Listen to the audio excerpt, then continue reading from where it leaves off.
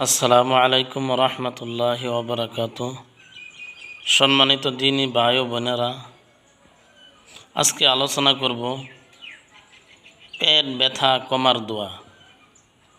কাহারও যদি পেটের ব্যথা হয়ে থাকে, আপনি কোরআন পাকের ছোট্ট একটি সূরার দ্বারা আপনি সঠিক নিয়তে যদি আপনি আমল করেন, অবশ্যই ইনশাআল্লাহ আল্লাহ আপনার পেটের ব্যথা শিফা করে দেবে, অর্থাৎ ভালো হয়ে যাবে। তবে বহুতেই পেটের ব্যথা উঠেছে, বহুত হুজুরের কাছে যায়, কবিরাজের কাছে যায়। আজ থেকে আপনি আমল করেন, কোনো হুজুরের কাছে যেতে হবে না, কোনো কবিরাজের কাছে যেতে হবে না। আপনি নিজে আমল করেন, ইনশাআল্লাহ কাজ হয়ে যাবে। কাজটি করার আগে আপনার যেই নিয়ম মতো করলে অবশ্যই কাজ হবে। যে বহুতে ভাবেন যে হুজুর আমি অমুক কাজ করেছি কিন্তু কাজ হয় নাই।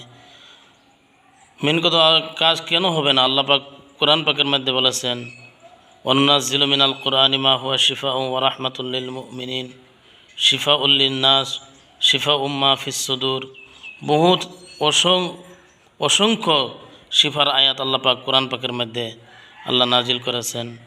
এখন মেন আলোচনার মধ্যে চলে যায়, কাহারও যদি পেটের ব্যথা হয়, সর্বপ্রথম শর্ত হলো আপনি শরীরটা পাক থাকতে হবে।